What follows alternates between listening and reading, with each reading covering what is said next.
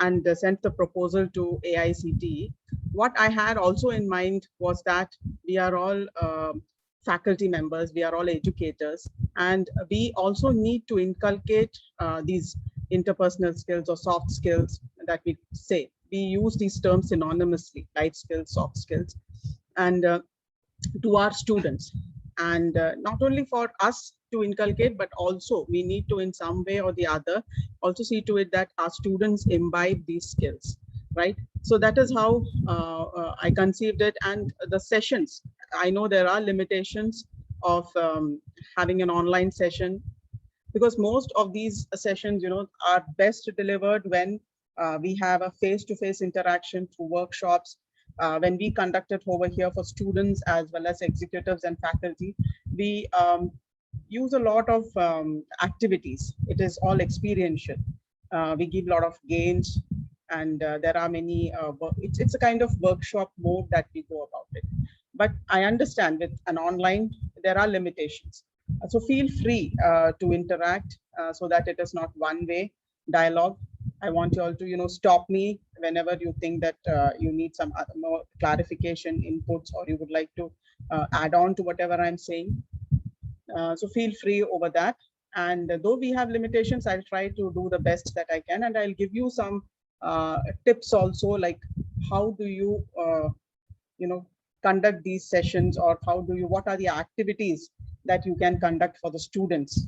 Few examples of some activities which I usually conduct. I conduct a lot of activities, but a few examples I can give you, which can also help you when you take this session. If you are going to take the session in future for your students, you can use those tools to convey and make this make it effective, this particular topic effective, and see to it that your students also imbibe these skills and apply it. Okay, so without further delay, let us go into the topic. So the overview, the way I have structured it, it's a vast topic, right? It's a vast topic. Interpersonal skills, communication skills, as we see it, is very vast. So there are so many facets, right? And but what I thought is, a little perspective, a different perspective from the usual way communication classes are held.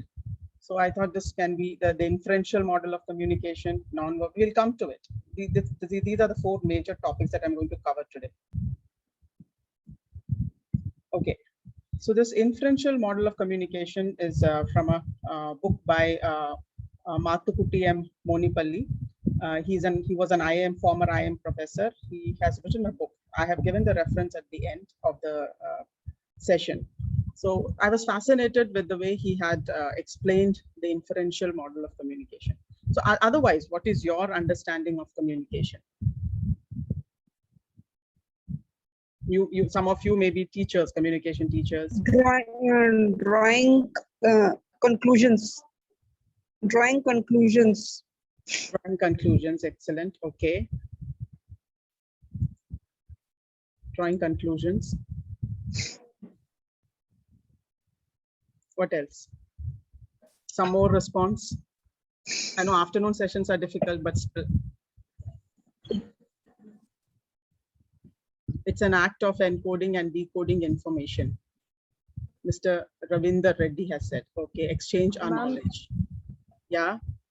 We would be able to understand what might be the result or what is going to happen. So yes, in that model of communication, we would be able to means like the same the word says, no, infer. We can understand where this is going to end. Okay, so you in fact you want to say the meaning, yeah, yes ma'am, yeah, yes, true. You all are right. You all are right. What I was when we talk about inferential model, how we can also look at communication is like when you solve a puzzle, there are so many clues that are there, and through the clues you come to an opinion, you come to a decision. So communication is also a model in which there are many clues that are given to you, and from those clues you come to a conclusion, you arrive at a meaning, you come to a decision. Okay, So it is of course, communication is an exchange of meaning. It is just not information. Like if you say New Delhi is the capital of India, or you can say some other just water boils at 100 degrees centigrade. These are just information. So that information is not communication. So it includes the exchange of, beyond that, ideas, the messages, which are ideas, which are attitudes, which are also your feelings, emotions. So that is what communication is all about. And when we look at it from the inferential model. So for that, I will narrate a small story. I think everybody likes to listen to stories, right? A small incident. Yes, Uh, ma'am. Yes, please. So this happened in 2009, June 1, and Airbus of Air France was carrying 228 passengers, and over the Atlantic, it just disappeared. Okay, and it was flying from Rio de Janeiro to Paris, and all the 228 passengers and crew members, there was no idea where they were. The plane simply disappeared.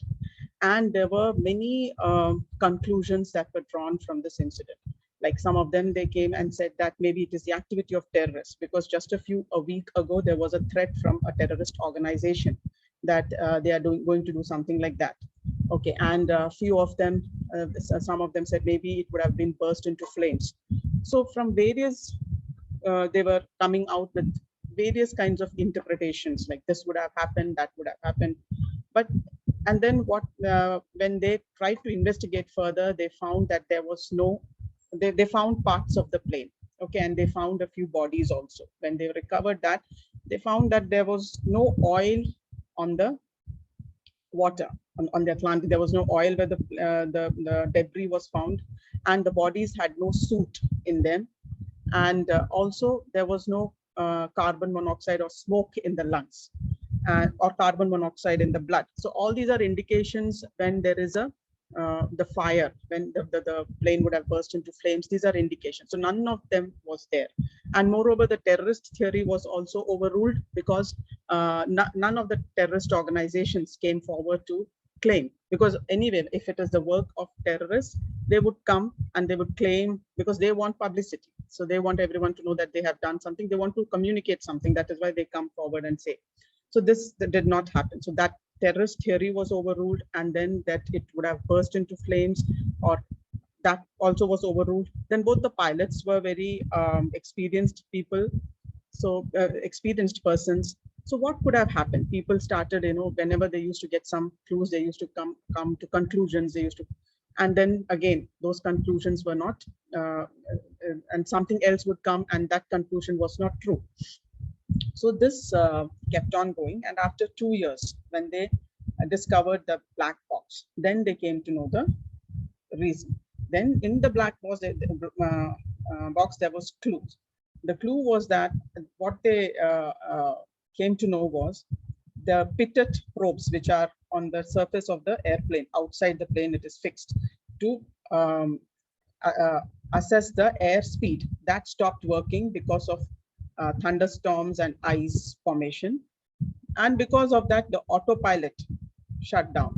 So when autopilot is not working, then the pilots had to fly, and they were taken unaware, and they had no clue, and they did not have an idea of the airspeed. And suddenly the airplane within 3.5 minutes fell 1100 feet from the sky. And that is why there was no time for distress call, or no other clue was there. Okay, so this was the finally, from all the clues that were there, this was the conclusion that they came to. Similarly, when you see communication, there are various clues. Okay, and these clues are given by the communicator, and the communicator tries to come to a conclusion, like you all said, the decision, the understanding. They try to make meaning from the various clues that are there, which can be non-verbal, which can be verbal, which can be contextual, right? So when someone says, the teenage boy may say, I'm not hungry, right? A guest visiting may think that the person is not hungry, that's it. But the mother may know he's angry with something. That is why he's upset. That is why he's refusing food. So the context Okay, so clues, when you see there is a lock in front of the house, you know that no one is there. If you see there are no lights, you come to a conclusion. So communication also is a two-way process where the person who is communicating will give clues, and from those clues, the person who's receiving will try to interpret. So it is the responsibility of both the communicator and the communicatee to ensure that the right clues are given and all the clues are taken into consideration so that you arrive at a meaning. Okay, so that is the way we can look at communication.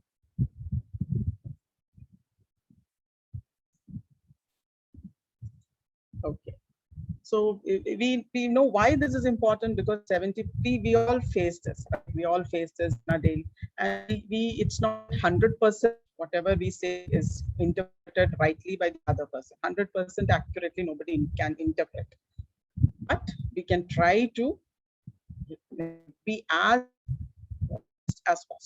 So 70% of all our communication efforts are misunderstood, misinterpreted, rejected, distorted, or not heard, even in the same language or culture. So when I was organizing this FTP itself, right? So I found that certain things which I had assumed, many of the things were understood in a different way and certain things had to be clarified. So the best efforts that we put in, we can always try to give as much clues as possible, right? So we can always try to clarify things, making it as clear as possible. Okay, but still you will find that there are certain lacunae, there are certain things which could have been done better. So I will pause for a few seconds. If you have anything to add on or say, please go ahead. Do you agree with me in the inferential model of communication?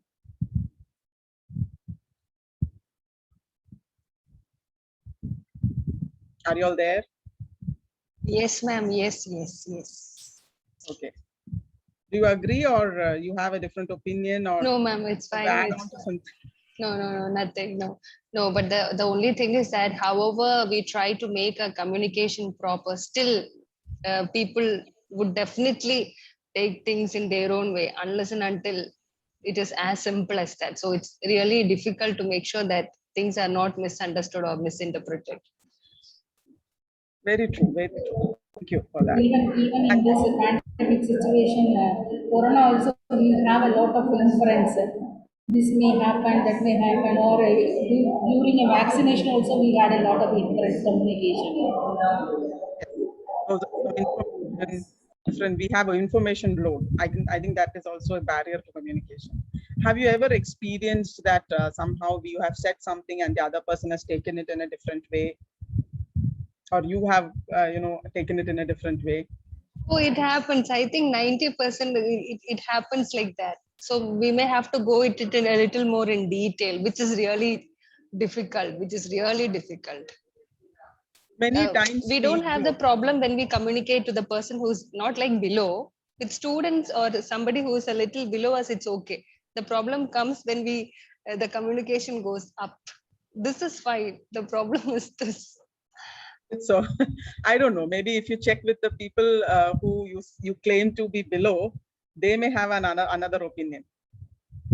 We are assuming that we don't have, they may have, like you are having. Okay, anyway, so distortion of clues is like, you may have said some harmless joke, but somebody else would have taken it in a different way. It very, very often happens. Some people are quoted out of context.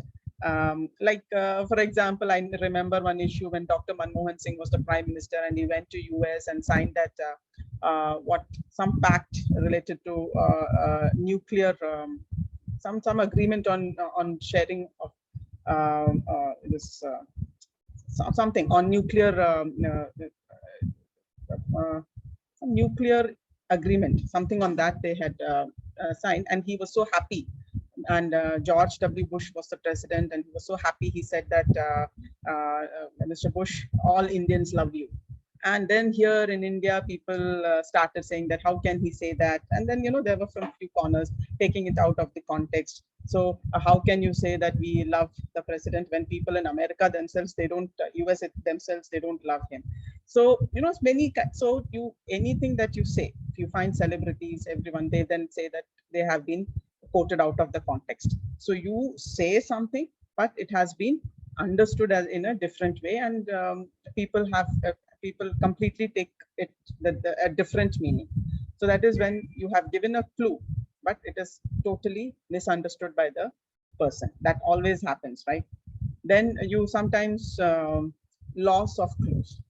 Loss of clues is when it's a lengthy email, you miss a few paragraphs, or you miss a sentence, you miss certain critical information, right? That is when you lose. Or sometimes when you choose to ignore, you ignore. Sometimes in medicine, when you take medicines, it may be written it should be taken only under medical supervision, right? But you choose to ignore that.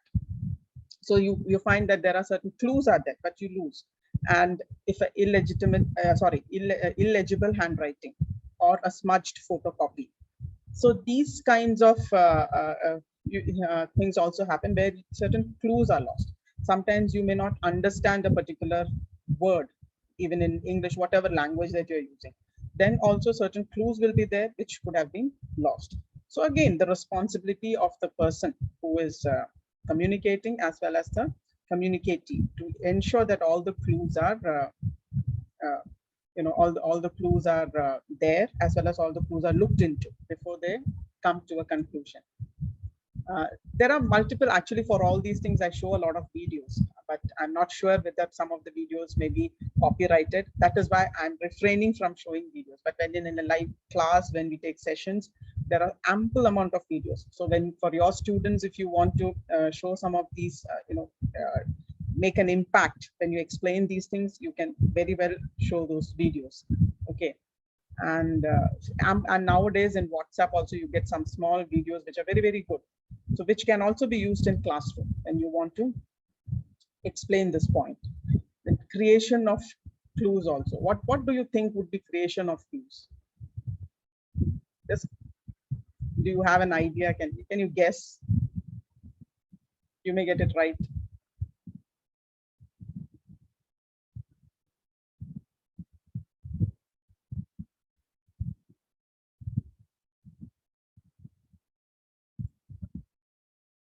Anyone?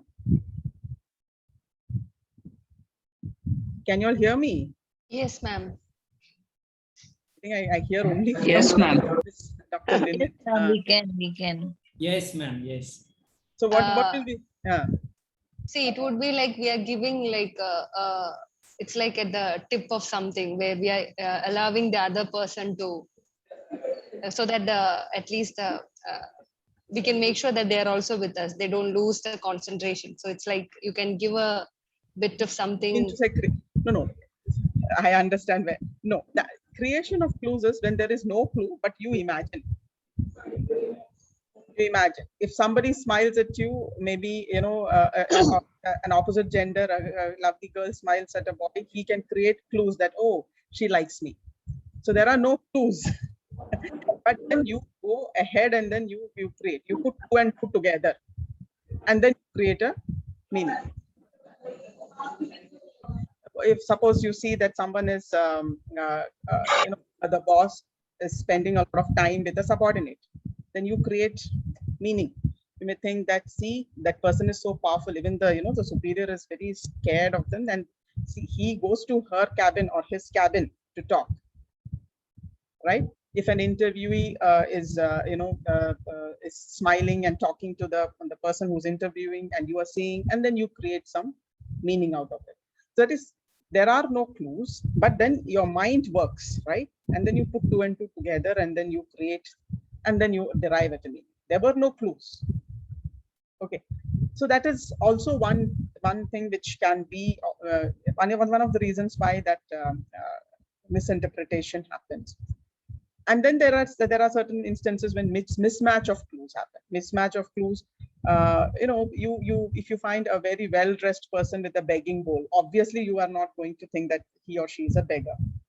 Okay, so there is and sometimes even the best of thieves will come in well-dressed. They will speak very good language, and they can swindle you.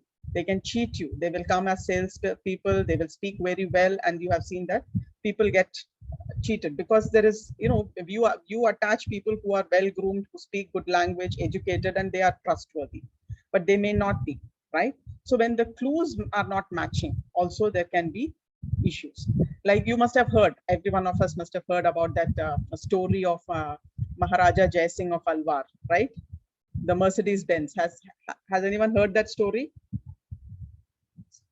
Sorry, that Rolls Royce. Rolls Royce, yeah.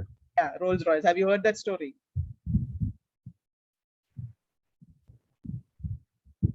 Yeah.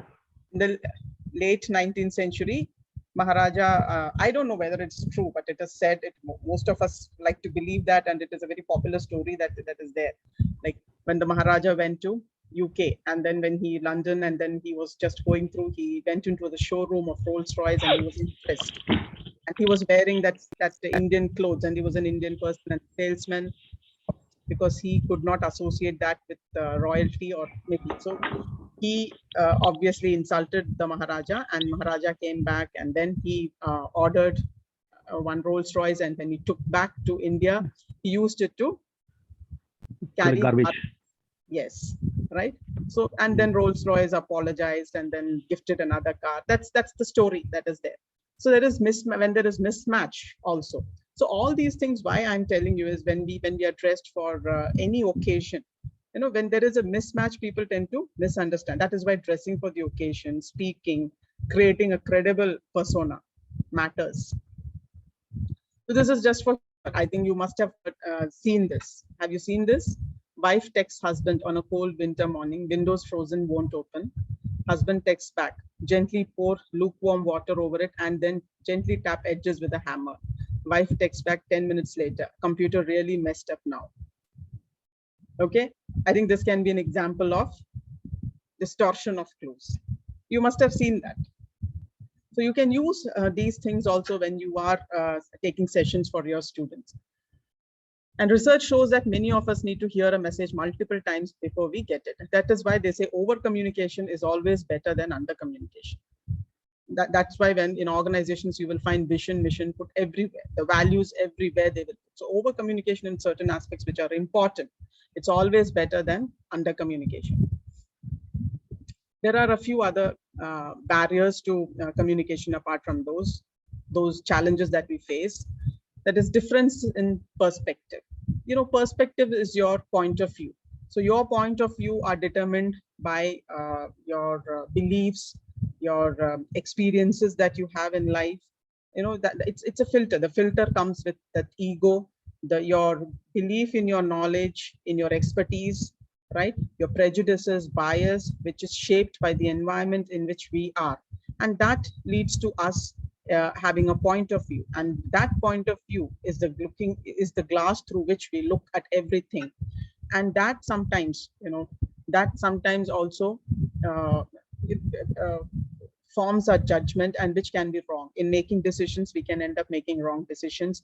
We can end up treating people in the wrong way. We can also end up in situations where this barrier can result in miscommunication, and people will understand us incorrectly, right? So difference in perspective. For example, if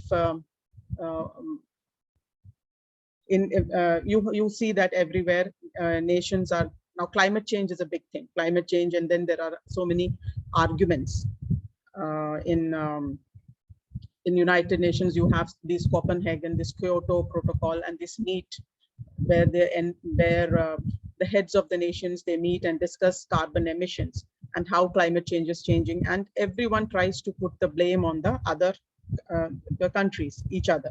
Like the developed nations say that all these developing nations like China and India are the ones who are responsible for the emissions, but they are the ones who put up all the carbon in the first place in the atmosphere, right? But they want the developing nations to curb their emissions, to control their carbon emissions, right? But developing nations, they are against it because they're developing and they cannot afford right now. They cannot afford the kind of technology. So there is always a difference. There is always an argument, right?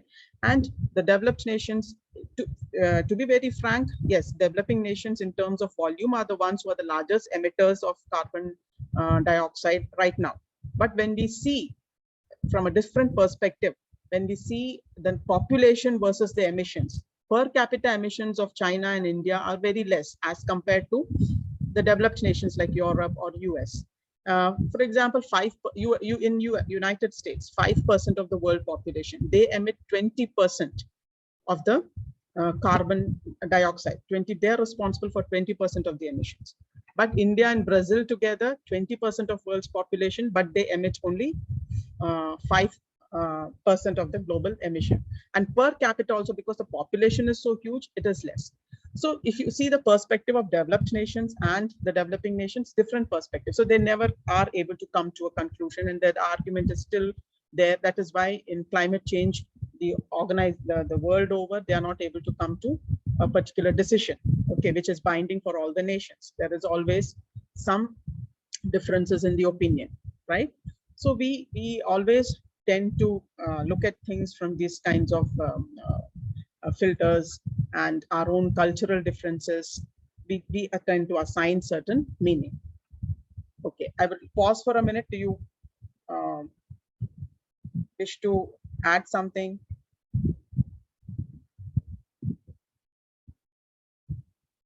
Can we go on, or you would like to say something? Any other examples that come to your mind because of beliefs and prejudices? You tend to judge, tend to think of someone as something, and you treat them in that way. Your behavior is determined by that. Ma'am. Yeah. Yeah.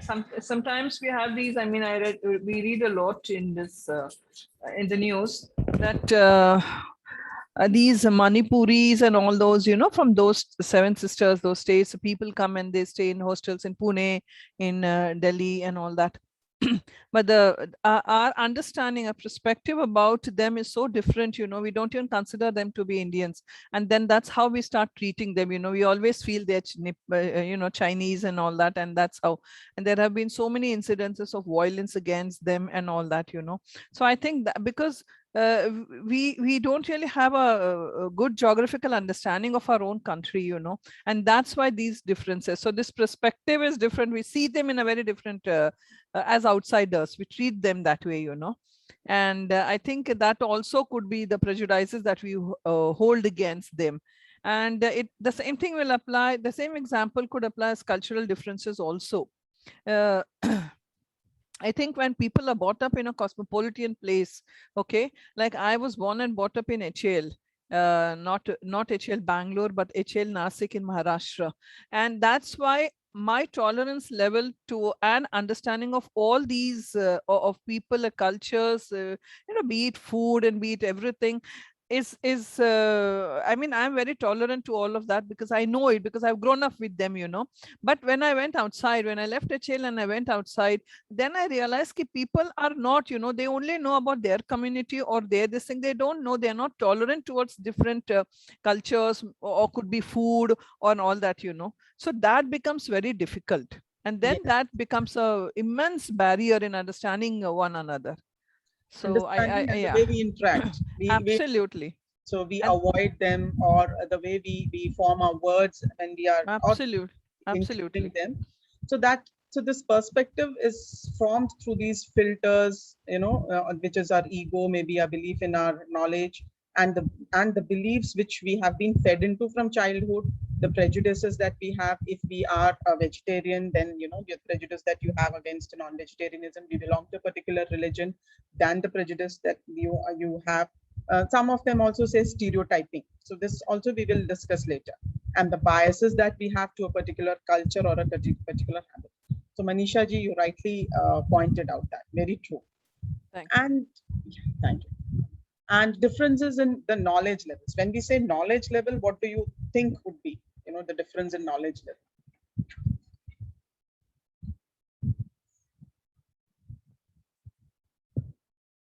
What do you think, Will? When there are difference in knowledge level, there is a barrier.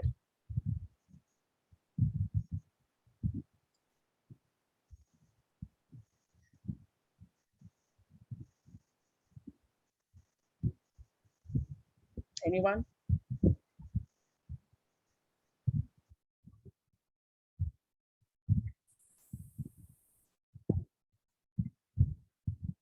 Yes, Anita.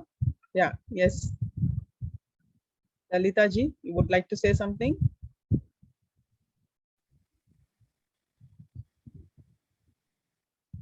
You're not audible. Just check your audio.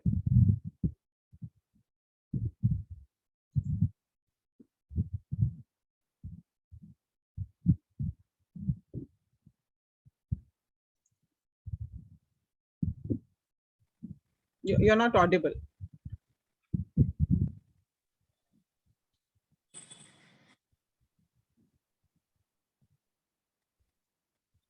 You may otherwise put it in the chat.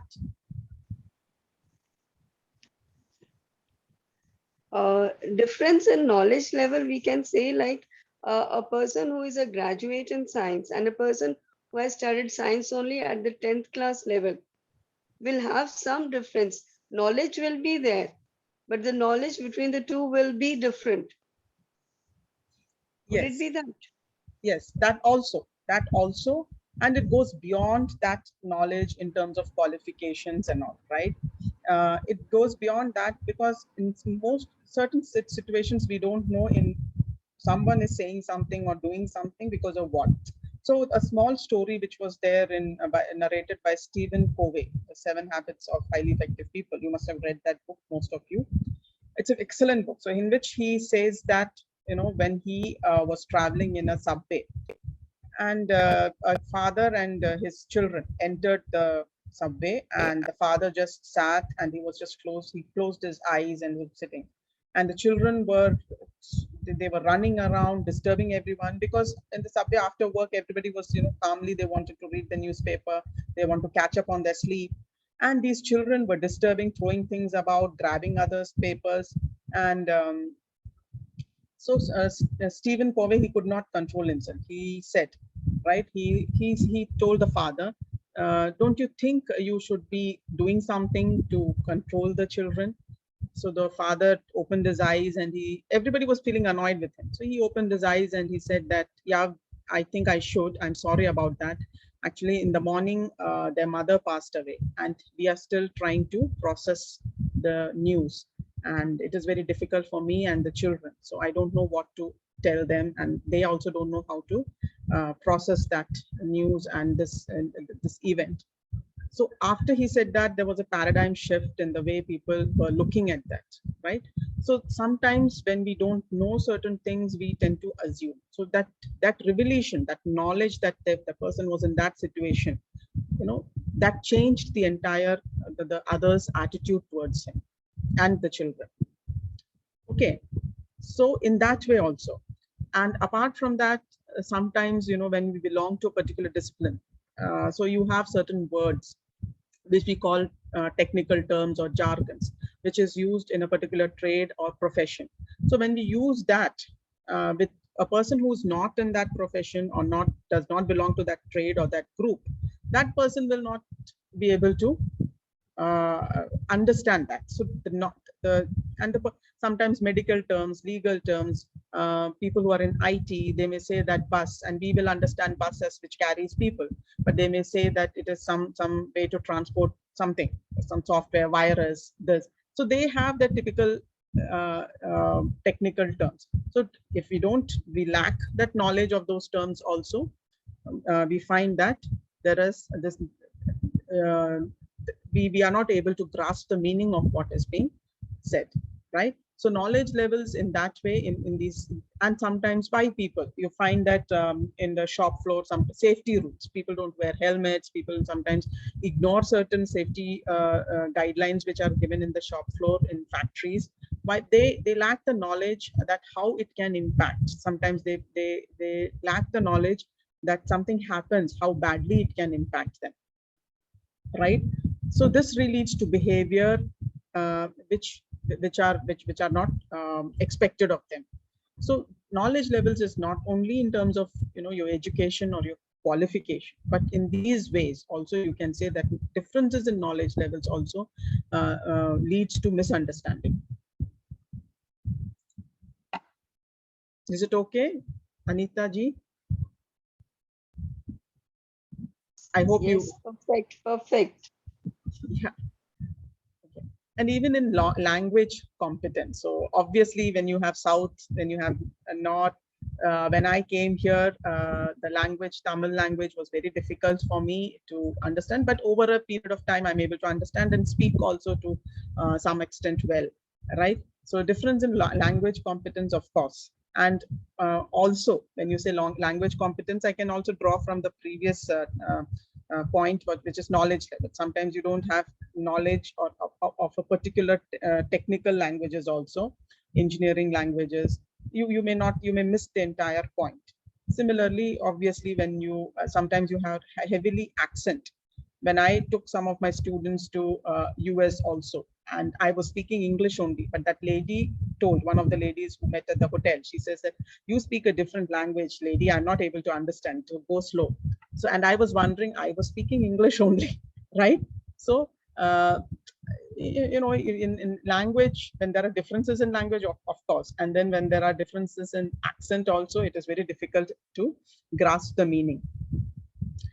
And what do you understand about medium of communication? We often say, we often teach.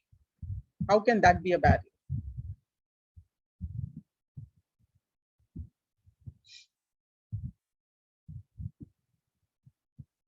Yeah, anyone? Be the platform what we choose for the communication mode. We do have different platforms for the communication mode. So Yeah. We have to choose an appropriate, correct platform for the right crowd. So that could be the choice of medium. So wherever you require that you mail. Wherever you require that in person, a meeting is essential to convey the message. A meeting is essential. One-to-one talking is essential. Yes, when you want to, discuss some scope for improvement or certain lapses in performance with a person, a one-to-one personal discussion will be better rather than addressing down in front of everyone. So what medium do you use? Are you using emails? And sometimes you find if you're not getting along with people around you, you may, even a person sitting next to you, you may send email, right? And they say that, you know, email nowadays, sometimes in workplaces it does happen. And email also, when you are sending, right? When 2 or 3 times you're on the same topic, you're sending to and fro mails, it's better to pick up the phone and then speak. Okay. Because if 2 or 3 times the same topic you are, you know, mailing, that means that, you know, somewhere somebody is not getting the meaning. So it's better to pick up the call and then clarify once and for all. Yes, Mr. Shatrunjay, Dr. Shatrunjay, you would like to say something? Ma'am, thank you so much for calling Dr. Shatrunjay. Not as yet, long way to go.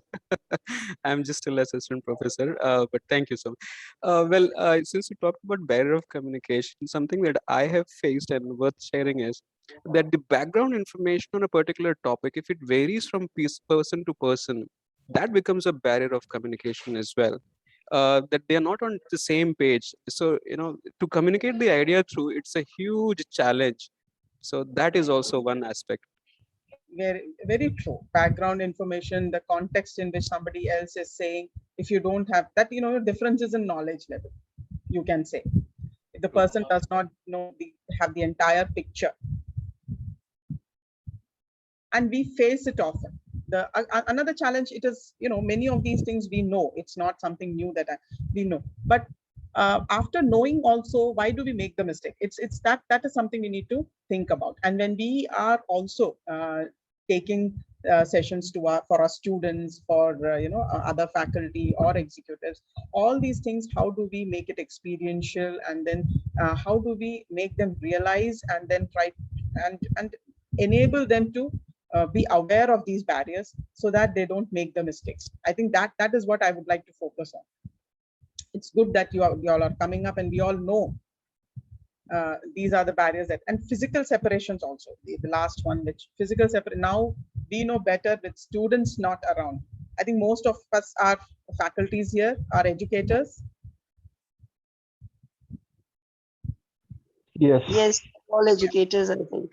Yes. So physical separation with online, you know what are the challenges. right? It can never be the same when we have face-to-face in-person classes. It's definitely a challenge. Similarly, in organizations also, when you have, geographical distances separating or shift separating, there are bound to be challenges. But of course, now with technology and all, that gap is slowly being bridged. But still, it's always, when you have a face-to-face or when you get to see people in person, it's an entirely different scenario. So yeah, now let's move to the next topic, that is interpersonal skills. So interpersonal skills also, communication is part of interpersonal skills. So interpersonal skills are the qualities and abilities to work effectively with others. How you are able to work effectively with others when you take in the professional front, also getting along with people in the personal front also. So this is like, you have to how do you get along with people, how do you work, how do you be with people, connect with people. That's interpersonal. And interpersonal skills, one of the most important things that you should have is self-awareness, right? This topic actually will be taken in detail in emotional intelligence, but I would like to give an overview. Self-awareness, though it seems very simple, but it's a very deep subject. When you know about yourself, your weaknesses, your strength, what makes you motivated, what dissatisfies you, what upsets you, what are your strengths, and what are your skills, and how you make your decisions, how you approach things, what makes you angry. So if that is there, you will be able to make better decisions. You will be able to also empathize with others, right? And that you will be able to put yourself in other person's shoes better. And since time immemorial, they have said that a person who is aware of himself, I think he is the one who is he or she is the one who is considered to be really knowledgeable and wise. So the greatest of faults, I would say, is to be conscious of none. When we are not aware of our faults, our weaknesses, or who we are, I think then we will never be able to appreciate others, see others in the right perspective, and get along with people and accept people the way they are, right? So how do we gain these self-awareness? So self-awareness, there are many tools available, which beyond the scope of this particular session. Usually we will have, there are so many tools like Big 5 personality. There is a tool available.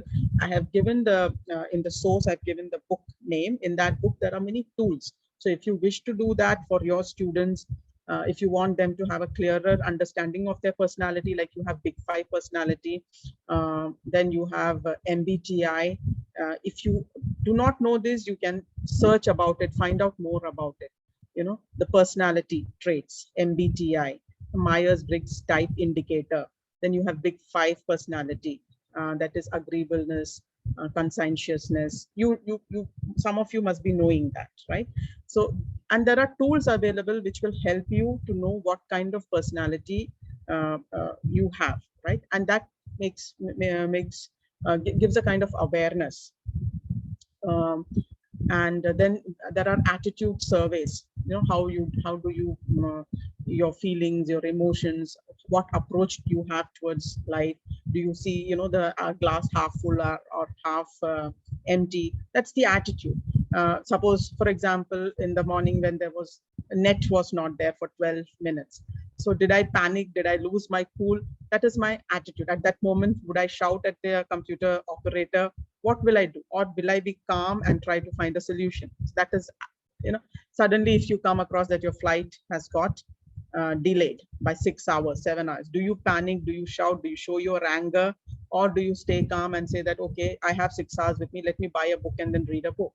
So that is attitude. So knowing that there are many tools, there are workshops available where that will give you a lot of insights about yourself, right? And then again, perception, being aware of how you perceive things. We will go to that in detail a little while from now. So these are the ways in which you analyze yourself, and that will give you a better perspective about who you are. Then for self-awareness, another thing is others' perception and feedback. You need to get feedback from others. Many a times if someone gives a feedback, we are upset, right? But I believe feedback is you must also see who is giving you the feedback. What is the motive of the person in giving the feedback? Until and unless, you know, good feedbacks are also important, as well as feedbacks for improvement are also important. When somebody gives a good feedback about us, we have done an excellent presentation, people appreciate us, and in fact, something specifically they appreciate, we feel good. We feel good, okay, these were the things I was not aware, and somebody pointed out that I'm good at this. So it's a feel-good factor, as well as it helps you to focus on that thing better and improve on that aspect in future. Similarly, negative feedback, I will not use the word negative feedback, but feedback which you know, not inspires, which makes you improve, or which motivates you to improve, or which are for improvement of yourself. Those kinds of feedback are also very important. Until and unless you know, these are the areas where you need to work on, how will you work on? If somebody doesn't tell you, no one tells you, then you may think that you are the best. And you will continue to make those mistakes, or you will continue not to improve on those things. So very important to get feedback from others. And consider feedback as a way to improve, and not, it should not pull you down, or it should not demotivate you. Like, I don't, many of you are from North, you must have heard about that Kabir ke dohe, nindak nyare rakhiye, angan kuti chabaye, bin pani sabun bina, nirmal kare suhai. You remember that? Anybody heard about that doha? Nindak nyare rakhiye, angan kuti chabaye, bin pani sabun bina, nirmal kare suhai. What Kabir says, the poet says that the critics, you should always build a house for the critics in your courtyard and keep them. So without soap and water itself, you will be cleansed.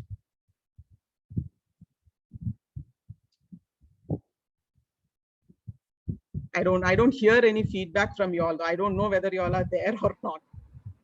I haven't heard about this poem, but it is nice, ma'am. I have understood what you were going to say. Nice one.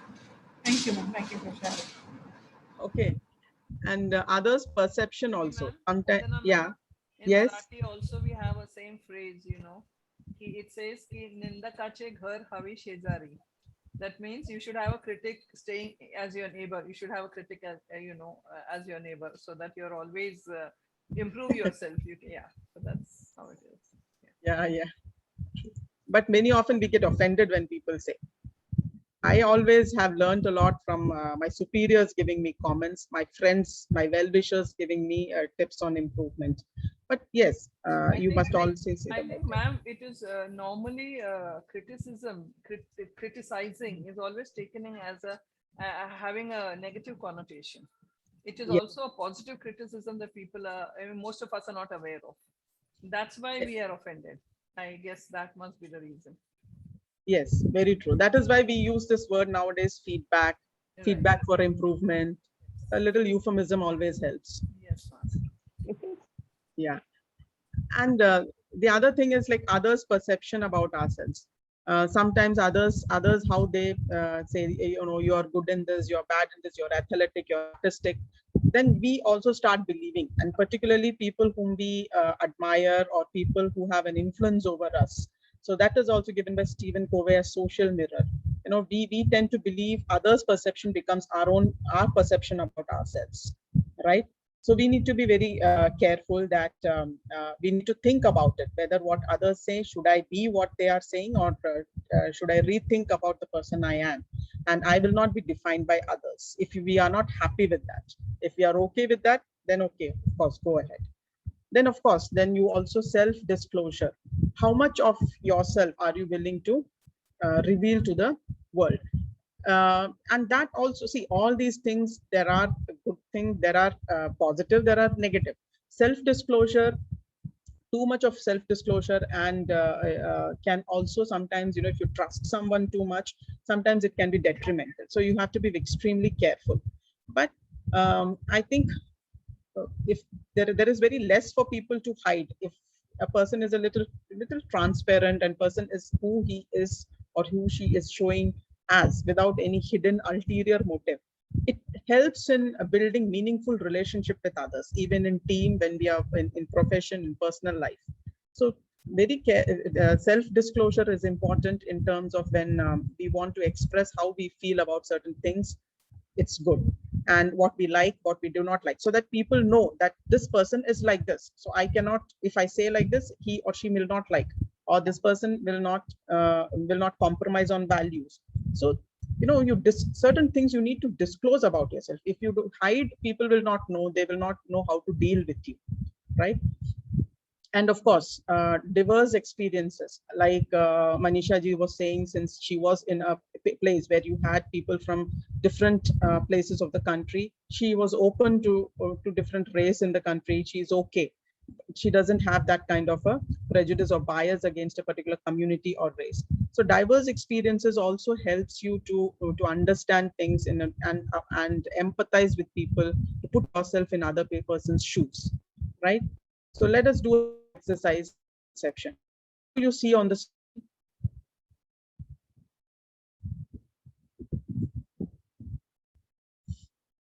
What do you see?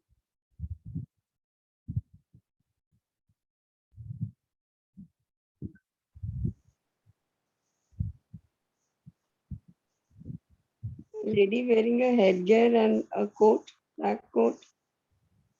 And there's a feather on the cap, I Yeah, think. a lady wearing a scarf or a headgear and a coat. How old is the lady? Young girl. Young. How old? Can you just approximate? 25 to 30. Between 25 to 30. 25 to 30. Can anyone see something else?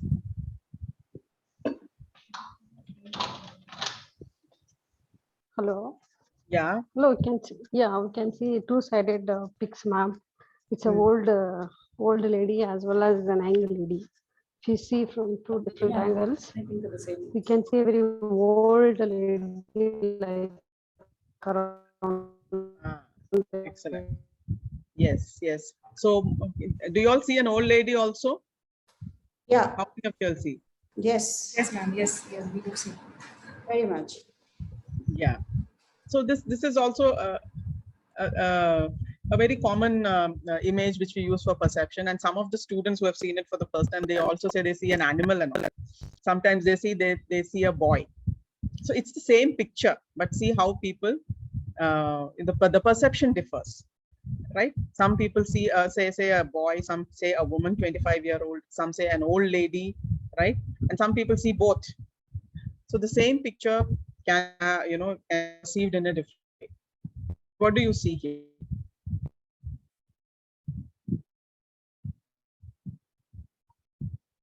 Rabbit. Rabbit as well. Duck. A rabbit and an Duck. eagle. What or duck? You can say that. Not an two eagle. A kind of a duck with a flat beak. Yes, yes. So some One say side bird, duck, duck. hare, rabbit. Some say both. The first instances, few of you all will see rabbit. So the same picture, it can be seen. It's a small demo. I think most of you all would have also used that in your class. Some of you, if not most, some of you. So this we commonly use for perception, like a picture, how it can be, the same picture can be perceived differently. Same movie, some people like, some people do not like. When you take feedback from participants, some people, they are excellent, and some people, they say that average. The perception, the same thing. So people, the perception differs. And why I'm saying all these things, people are different. When we accept the difference, it is much, much, much better. But we expect everyone to be like that, then it's not possible. Okay, so what is perceptions? Of the process by which individuals organize and interpret the sensory impressions in order to give meaning to their environment. So the simple way to explain that is, perception is the sense that the brain makes from this input. What sense that the brain makes from an input. So it's not in the eyes or ears, but it is what the brain does with the information that comes from the senses, right? So there are certain filters that are there when we form perceptions.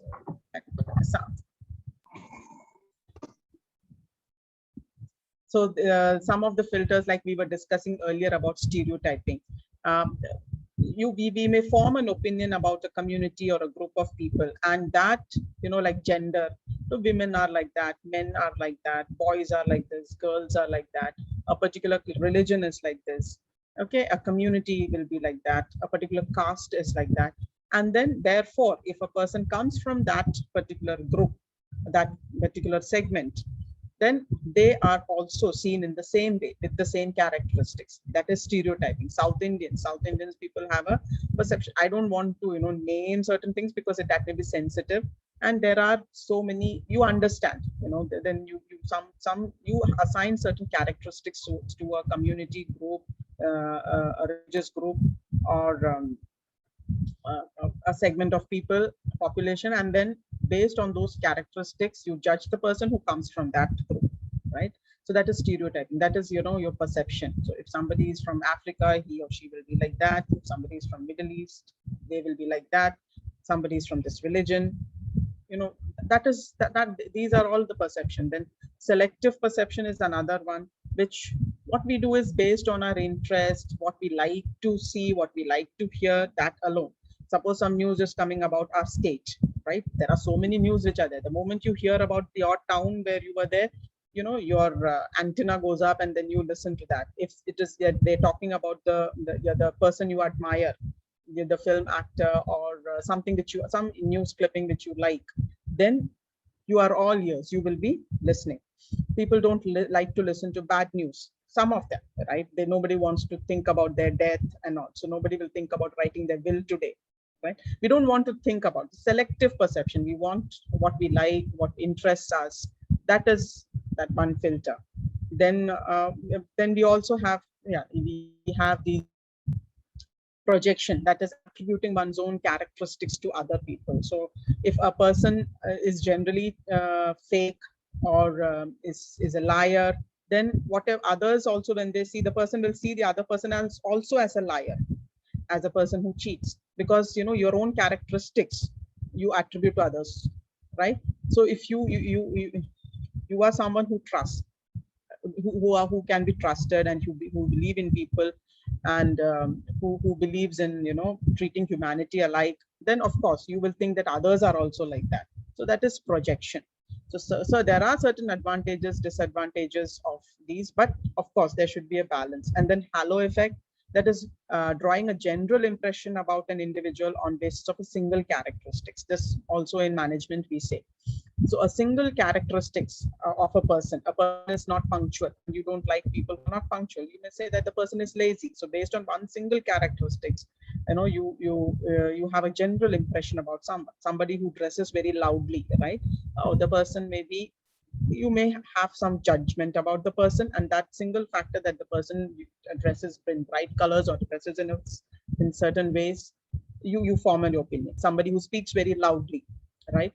You form your opinion. So these are some of the the filters that are there when you are perceiving people. Then there are contrast effects, when you evaluation of a person's characteristics that are affected by comparison. When you compare some recently encountered some person whom you have in your team, a person who's extremely punctual and does everything well, and another person who's mediocre, but you may find that person, you will simply put that person as someone who is not at all capable, or it's a low performer, because you have someone who is an extremely good performer, right? And this contrast effect is you will find, or somebody who you had a team which was very lousy, which was not working, and suddenly you find one person who is average, then you will say that person is extremely brilliant and good. So that is the contrast effect that we have, right? And then sometimes expectations, forming an opinion about how we would like an event to unfold, a situation to develop, or a person to act, think, or feel. Sometimes expectations, we expect certain things to happen in a certain way. So that is why when we are reading something which we have a report, when we read, we don't find mistakes, because we expect it to be correct. That's why it's always better to ask someone else to proofread it, or read it from the back, reverse. Otherwise, because you do certain things because yes, this is the right, this is what you expect. and you fail to see the mistakes. Similarly, you have attribution theory, where individuals tend to decide that a behavior is caused by a particular characteristics or event. They attribute certain things to is because of something. That is attribution theory. That also, informs a perception. Self-serving, some people try to, when they're successful, they give they attribute their success, or they overestimate their own internal factors. Because I am like that, that is why I'm successful. And some people, and then they also underestimate the external factors. Now, nobody helped me, it was because of me that I was successful. That is self-serving bias that you have, right? So that, again, when you deal with people, that can become problem. And similarly, when you are in a workplace, fundamental attribution error happens when a person, somebody else is behaving in certain way.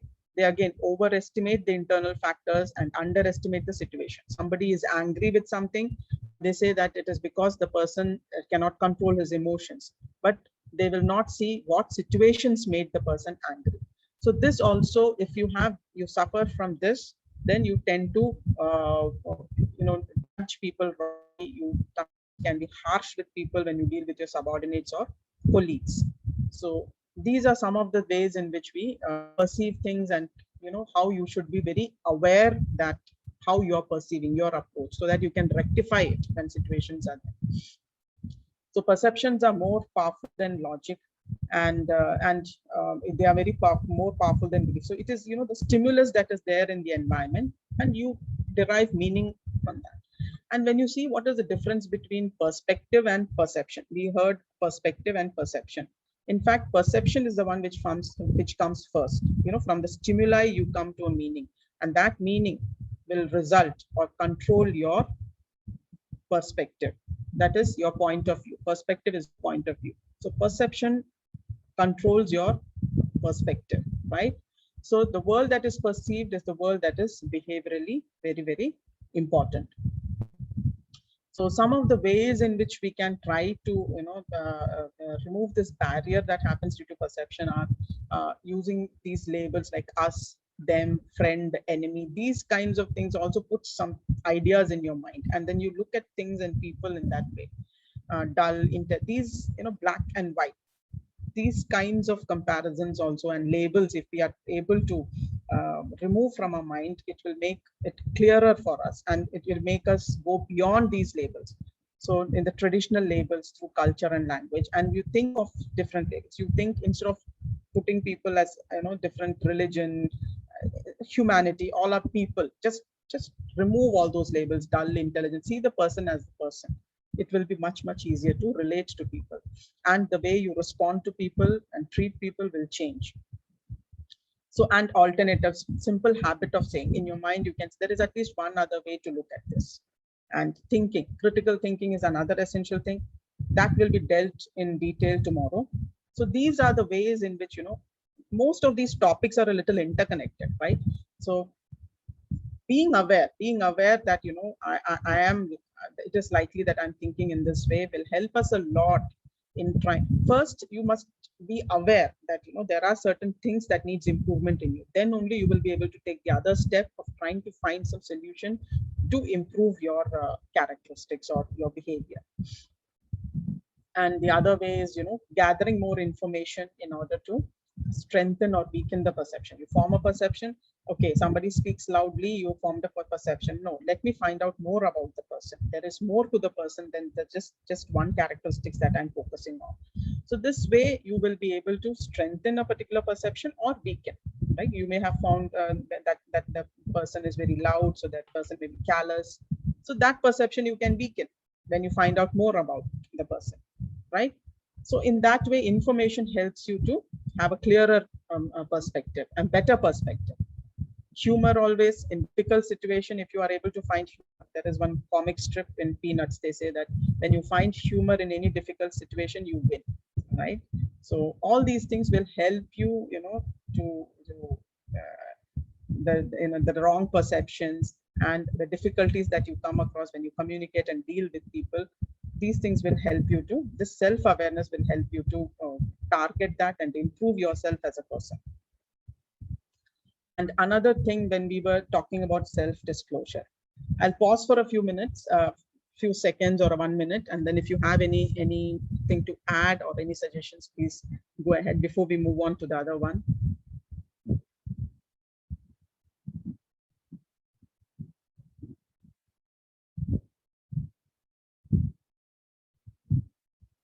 I think there are no questions, so let us move ahead. So this is another, this other PPTs I'll share with you. You can do it for your class. I don't know how many of you all have done, because some of the management faculty will be aware of this concept of Johari window, but I'm not sure whether the faculty from other disciplines or educators from other disciplines are aware. So Johari window is also an excellent way to understand, yourself through self-disclosure and feedback. So it's a small kind of activity that we do in class, where through feedback and through self-disclosure, we try to find out, or we try to find out more about each other. In team building and all, we use this Johari window. So there is a small worksheet which is given, a sheet in which the person is asked, you are formed into groups, and the team members ask each other to say about them, and they fill this quadrant. In the first quadrant, you fill about yourself, that you write here about yourself that you and others know. And then in the other quadrant, ask your friend nearby something about yourself which you are aware of but others know about. For example, you're stressed when you start a presentation, or you often you can or you adjust your hairstyle. So these are small things, which about yourself which you are not aware of, but the others are aware of. And in the third quadrant, what do you know about yourself, but others don't know? Certain things which you know that you have these qualities, but others don't know. So sometimes it's okay not to share. So we give this quadrant in groups and then ask them to discuss and then write. And this here is a blind spot. And then we then explain to them. So Johari window you have, then you come. This is the open area where certain qualities of you are known to others as well as you. So you know that you have these qualities, others also. The blind spot is where you don't know that you have these qualities, but others know. See, in this blind spot, only people take advantage of you. Maybe you are a very kind-hearted person. You don't know, and you know that others know that if they manipulate you like this, they will get things from you, right? So that is the blind spot where you don't know certain things about yourself. Others know. So they sometimes take advantage. I'm not saying always, but they may take advantage in that. The hidden is, where we try to play games. When we know that there are certain things about ourselves, others don't know. We may have an hidden agenda. We may have an ulterior motive, but others don't. So that is the place where we play games. So that is the hidden mask, right? And this is the place, unknown, where you don't know you have those qualities, others also don't know. Maybe you have potential to play a musical instrument, you can dance well, you may have a skill of gardening, you have still not discovered certain things about you which you have not discovered. So through these activity in workshops they do, and then you come and know about yourself better. So the same thing, this is when I share the PPT, you can go through in details. So what we say is through feedback, and when we give feedback, so we try to find out more. When we get feedback from others, we try to find out more about ourselves, which we did not know, but others knew, right? And through self-disclosure also, we try to reveal things about ourselves to others, which will be, you don't like certain things, you are punctual, certain things which others don't know. If you make it clear, it is easy in group, in team building, and all this is used, right? When you are a team, you should have a good rapport with each other. You should be able to get along with each other. And only when this this unknown area is less, when this blind spot is less, when this facade is less, then only you will have meaningful relationship with both professionally as well as personally, right? So this is it. Shared knowledge arena. Arena is what, where there are certain characteristics that you know about yourself and others also know, right? So this is called arena. Then you have the facade, mask, which you know about yourself but others do not. where you play games, which I explained right now. Blind spot, where you don't know these things, others know, right? And then the unknown, potential source of. I'll pause for a minute. I don't hear anything from you all, so do you want to say something? It's all going well, ma'am. Thank you. We are there. Okay. Okay. So in this activity, what we do is we always say the open area, the bigger the open area, the better it is, right? The lesser the other area, the better.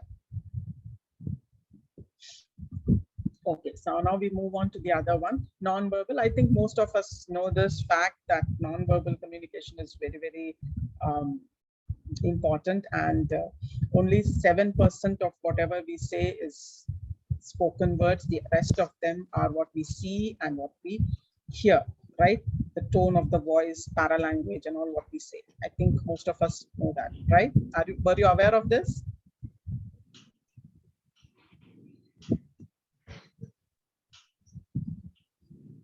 Yes, ma'am. Yes, ma'am. Yes. What does this? Just a small exercise to wake you all up. What I know does at some places it's denoting getting closer, getting along, something like that. Yeah, if this gesture is there, what? Okay, getting along. It's a gesture. Maybe somebody does this gesture when they're sitting. Deep thinking. Yeah, yes. Let me see. Authoritative, pondering, thinking. So it can mean these things, right? Considering. Okay, so what does this mean? Asking for help. Asking for help. Okay. Joining hands. Joining hands. Openness. Inviting. Openness. Yeah, it might be. Friendly gesture. Friendly gesture. Right. Great, great. So can I help? Helping, trust me. You're in good hands. Helping hand. All those mean the same, right? Great. What does this mean? Sad. Frustrated, disappointed. Disappointed. Stressed. Yes. Yeah. Oh. Frustrated. Yeah, rejected, frustrated, disappointed. Right. So all those. What does this mean? Last one. Any question? Any query? Any query? Okay. So what? So what? What next? Tell me more. As you said, open. It's an open and accepting thing. You know, whenever you do presentations, all they say that, you know, your hands should be in the front. You should not put it in the pocket, or you should not hide your hands. It's an open gesture. Otherwise, talking also, the hands should be seen. That is like, you know, trusting, open, accepting. Anyway, so these are the various things. Through touch, we communicate. A good touch, bad touch, all those things also we teach our young children. Similarly, in organizational context, certain culture accept touching is okay, and certain culture, you know, we don't even prefer shaking hands. With certain gender, it is okay to shake hands. It's not okay to shake hands. So it's all about touch. I'll not go into the detail. You all may be knowing. And how do we communicate with time? You tell me.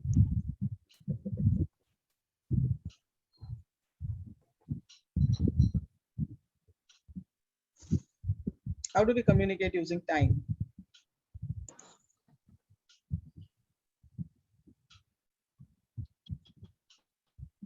Quickly.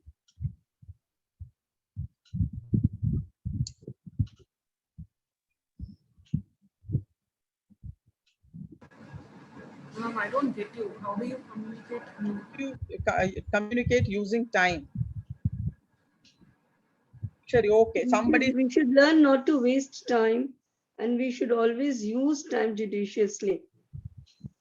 Yeah. See, some people come late deliberately. Are they communicating something? I'm important, or they are communicating that I don't. For a meeting, if a person comes late, either he doesn't have any respect for the people who are there, or he doesn't care whether he's late or not, or maybe it is because a genuine reason why he's late. Or somebody who's always late communicates that the person is tardiness. He's not punctual, right? And sometimes when you send a mail, if somebody takes time to respond to you, or somebody does not take time to respond, immediate response, does that communicate something which is more than the words? We can understand some how are we prioritized their category. So if they respond immediately, something like that, we are at the top one, and the respect for us is high. So that could be communicated. Yes. So sometimes some people take time to respond. Maybe they are thinking. You can come to a conclusion they are thinking. Or maybe you have a colleague. The boss always responds immediately to her mail, but to your mail she is not responding.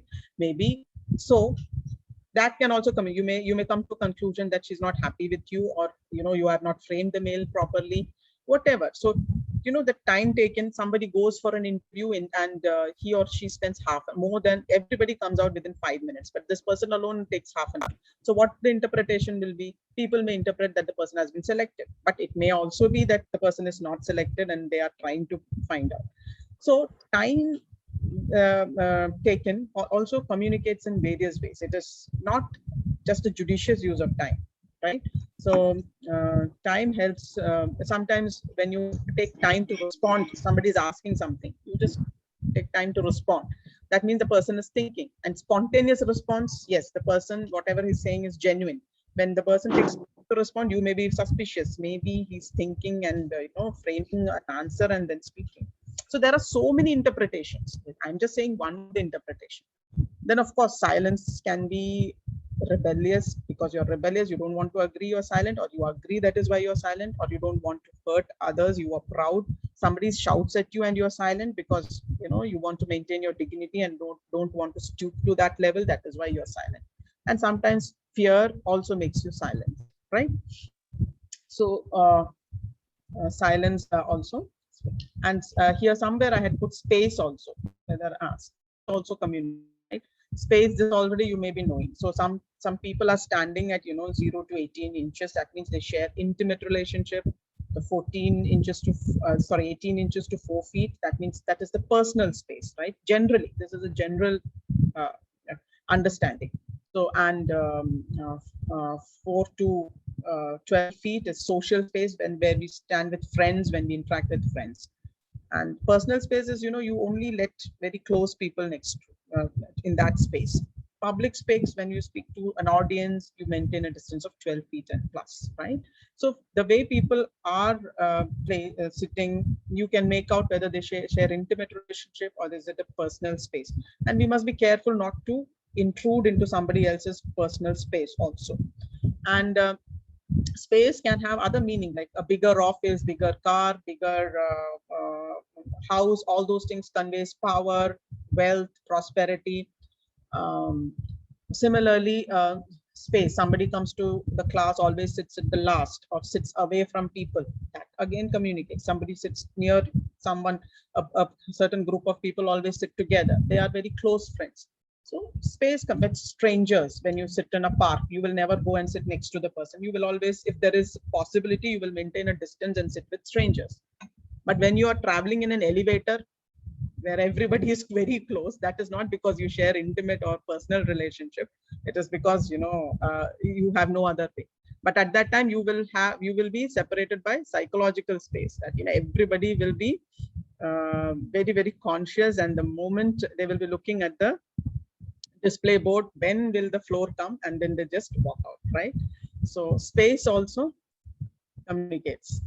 And so with children also, how you should use space very judiciously. And when you go near them, sometimes when children talk and all in class, it's just enough that you go near and stand, and they will stop whatever activity they were doing. Similarly, posture communicates confidence. Gestures, of course, eye contact has to be maintained. And proper appropriate gestures, open gestures, both hands visible. If you see leaders and all, posture sometimes communicates leadership. There was one story about Nicholas Sarkozy, a friend, the the French president. He was, he used to wear heels and all, and there was a story that when he was visited one factory, all the short workers were made to stand next to him. He is a little short, so that he will appear tall, because tall is associated with leadership and power. So, standing erect, and that is associated with leadership power. We'll discuss that later also. Okay, gestures, open gestures shows confidence, but repeated gestures can be irritating. We have made fun of people who repeatedly make some gestures. Like, for example, once when I was listening to a lecture, one of the faculty, he was just removing the specs and keeping it, then we started counting how many times he's removing the spectacles and how many times he's keeping. So repeated gestures, irritating gestures, like, adjusting the hair and all, can be a distraction for students, as well as when you're in meeting with colleagues, and they will associate you with that gesture. So we do a personal audit, like, what your how is your non-verbals when you, or get feedback from people whom you know well, because you may say the right things, but at the end of the day, your non-verbal also gives clues. So it is both put together that people come to an interpretation. So do an audit from time to time as to how. That is why when you do presentations and all, rehearsing in front of the mirror is good. Asking feedback from close people, friends and all is good, right? These are facial gestures. Paralinguistic also, wherever we want to emphasize. I have to say this. When you emphasize this, the meaning changes. So similarly, when certain important things are there, when you modulate and take, when, for example, in the morning, Professor Bala, he modulates very well. So, the meaning becomes very clear. So when you say, I never said she stole my money, the meaning is different, right? I never said, that means somebody else would have said, right? Do you understand the meaning here? This you can demonstrate by asking your students to emphasize those particular words and then speak and what the meaning is. So for example, this sentence, I never said she stole my money. What does that convey? It was his money. It was my money that she never stole. Maybe somebody else's. Yeah. Yeah. So I never said she stole my money. So maybe something else would have been stolen, not money. So, where you emphasize, that also changes the meaning. So that is called linguistic.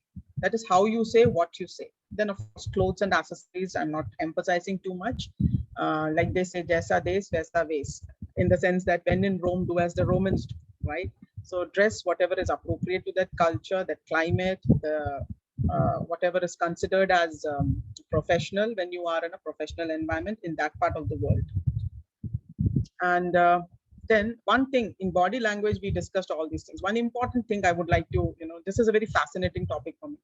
Body language of a powerful person. What do you associate body language of a powerful person with? Straightforward. Body language. How does a powerful person look like? See, I'll give you some examples. Can you see some common traits here? Do you think all these are powerful people? No, not from the body language, ma'am. Yeah, but I want you to say from the body language, what is common among all? Confidence. They are all powerful which people. reflects. Huh? And it's a confidence that which reflects through their gestures. And how do you say that they are confident? What is the gesture? Because it's not like open, open arms. Yeah. Open arms. See how Vladimir Putin is sitting there. Eye contact, eye to eye contact. Eye to eye contact, open arms, gestures. They have a confidence in their walk. How do we say they have a confidence? They walk straight with the back and shoulders pulled back. Yeah, right. See, all these people, they are making themselves big. They occupy more space. Yes, Monica? Yes, you can. They are occupying more space, right? They are not making themselves small and sitting. They are not crouching. They are not slouching. You see that? The difference. They are open. They have their arms open. They occupy more space. They make themselves bigger, right? So this you must see this talk by Amy Cuddy, TED Talk. If you, I don't know whether you all watch TED Talks, different, you get to learn so many new things. So this Amy Cuddy's TED Talk on, I'm not going to show because that is an 18 to 20 minutes talk. You can watch, it is available in YouTube. It's a very famous talk. So she talks about nonverbal. What she says is that whenever I was telling about nonverbal, you look like this, you walk straight and all, because others take these clues from us and then they interpret the message along with the verbal message. They always see us. So when we are making a presentation, even the body language will say whether we are confident and we are whatever we are seeing, we believe in it or not, right? So non-verbals govern how other people think and feel about us. This is what we have understanding. But what Amy Cuddy says is that our non-verbal govern how we think and feel about ourselves. What we are saying is, non-verbals, others, they will form a judgment, but our non-verbals will also influence us, right? You always say that our minds influence our body. No, our bodies can also influence our minds. So when you see all these powerful people, they are all sitting in with a gesture. You will see open gestures. So what she says is that she did an experiment in which there was 2 groups. And for one group, she gave all these non-powerful positions. Non-powerful positions are like, you make yourself small, you sit like this, you put your hand on your neck, which is, neck is very delicate. So you're putting your hand and neck is showing your vulnerability. It's not a confident posture. And to other groups, she asked them to practice this confident postures. Confident postures is the posture of a superwoman. Like have you seen Superman? Superman will always have the hands on the hip. Villain. If you see a villain who is very confident, who sits and occupies a lot of space. So she asked one group to do that and the other group to do that. And after that, they tested their hormonal levels. So what she found was the group which was practicing non-powerful positions or postures, their testosterone level went down. Testosterone level is what is there in leaders, alpha males or leaders. You find testosterone level as high.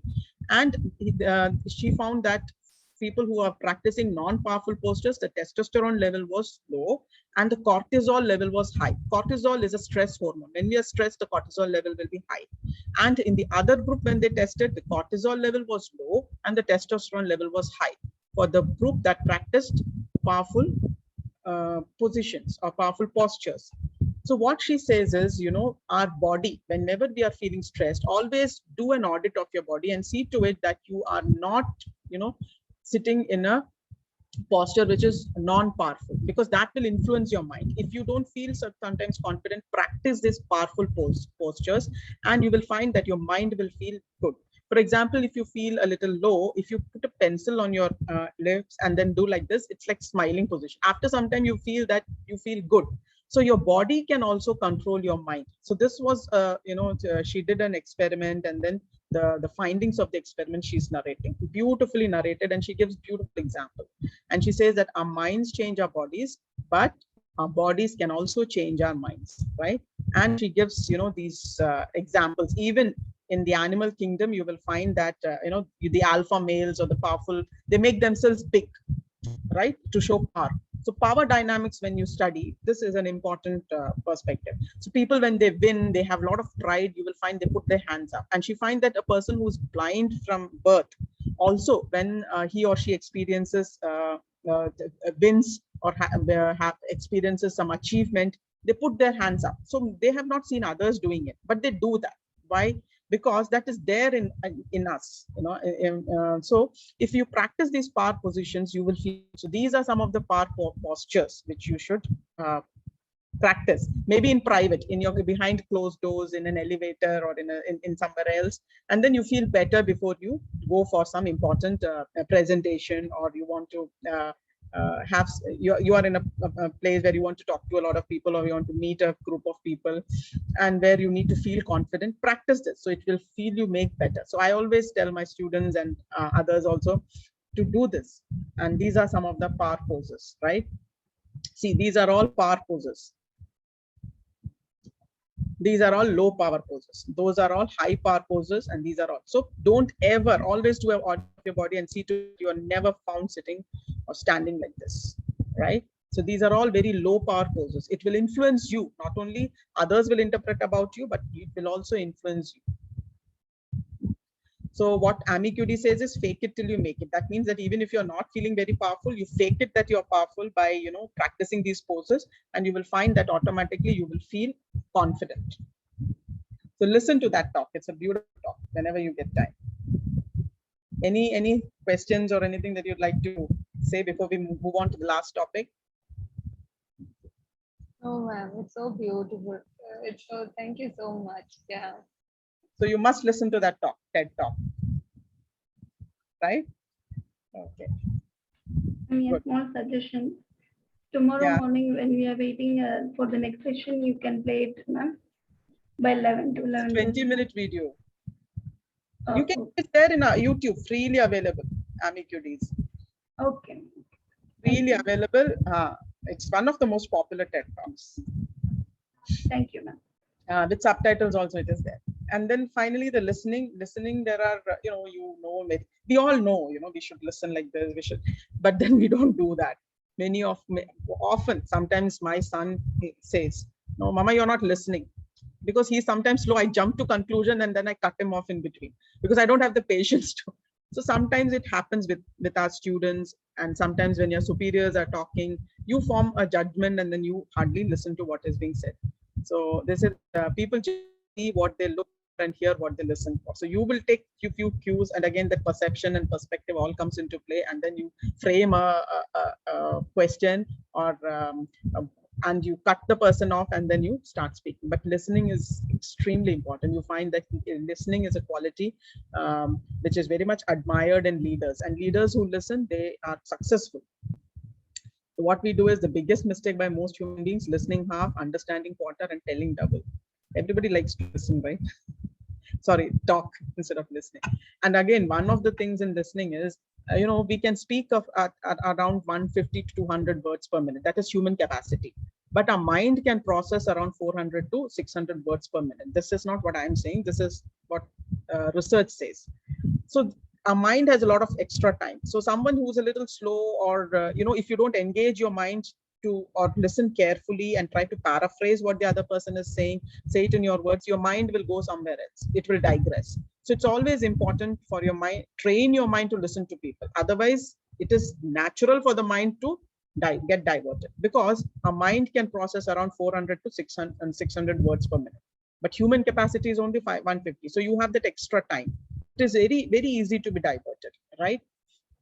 So you must train. So you must give your full undivided attention. With children, sometimes when you don't listen, you multitask.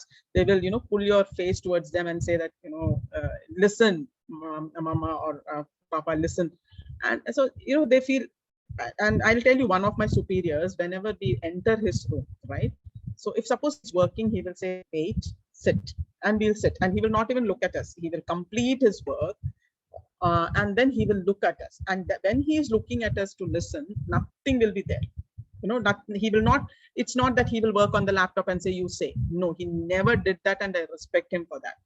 And he will completely listen to what undivided attention. Everything that you have said, he will give his perspective, everything. And the moment the meeting is over, he will push himself and he will look in the laptop. That means it's over, then we have to get up. Or he will get up and then, politely, gently open the door so that we walk out. So I have learned so much from that gesture. Undivided attention when you go and say something, and we have discussed all the points, then he turns back. Suppose a phone interrupts, he will excuse himself, take the phone, and when the phone is there, he will not do multitask. Completely listen, full attention. So that is some of the mistakes that we do is like multitasking, filtering content, meaning, or if we are already annoyed with the other person, emotions are there, will again actively listen. So you need to neutralize. You don't like a person, then obviously whatever he or she says, you don't give importance. If you have already formed an opinion about someone, right, then even if that is a very valuable suggestion, sometimes you don't take. So you need to remove those errors and be aware of that. So they say that anatomy of listening: look in the eye when they speak and ask questions. Sometimes we listen for entertainment, that is music. Sometimes we listen for information. So what is the purpose of listening also determines how we listen, right? How much attention we pay. Summarizing, paraphrasing, that's why we have that extra time. So whenever someone is saying, paraphrase it, visualize whatever the other person is saying, so that you retain that for a longer time. Taking notes is an excellent way of seeing to it that whatever you have, you're hearing or you're listening, it is processed and it is there and it is get retained for a longer time. Then encouraging the speaker. Now when I'm talking, I don't see you. I don't know whether you're listening actively, you're multitasking. I have no idea. So definitely that is a limitation. But whenever we get a chance to listen to people, encourage the speaker. And how do you encourage the speaker, by the way? By nodding our head. Excellent. We are listening to you, ma'am. Like that. Yes. We can create. Yes, but I can't see you nodding your head. Interaction. Interaction by sounds, aha, okay, sometimes repeating keywords. So this way we encourage the speaker. And sometimes in class, what we tend to do is there are few people who will be always smiling, looking and actively listening. We tend to focus on those kinds of students, and we should avoid that. Anyway, we find that automatically we will look at them because they are encouraging you. A few children who sit in front. And neutralize any strong feeling that you have towards the topic or the speaker, so that that doesn't show on your face. The moment it shows on your face, then your expression changes, and that can again the speaker can get offended, or then again the conversation will not be meaningful. So as a speaker, so we have some responsibility. What we have to do is when we are giving a talk, organizing it in a coherent way, organizing key points, stressing on the key points, summarizing it. All these ways will help the other person to listen. When you say that, there are 3 things I would like to say, and then say number 1, number 2, number 3. So that will, the other person also, it helps the other person to retain whatever you have said. So it is not only the responsibility of the listener, but also the speaker to ensure that it is easier for the listener to process the information and retain it for a longer time. And another way of looking at it is also be a layer listener.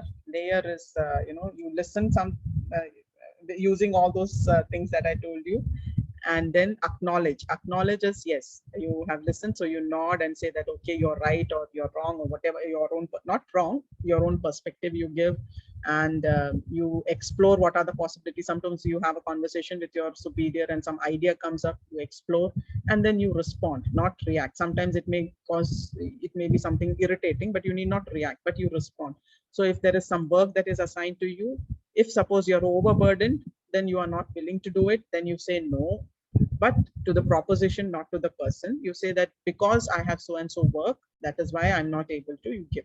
If you are willing to say yes to whatever the other person is saying, these are instances where somebody gives an idea and there is an action that you need to take. In those situations, you can be a layer listener. And then execute, else you will lose credibility. Credibility is very important. When you say yes to certain things, you have to do it. So credibility comes when you do what you say and you say what you do. So in order to build that, whenever somebody asks you to do something, if it is yes, you agree, then go with it, do it. If it's no, tell the person instead of dilly-dallying. So these are few points. The others also, there's a biggest communication problem is we do not listen to understand, we listen to reply sometimes. Okay, so that's it. Any questions from your end?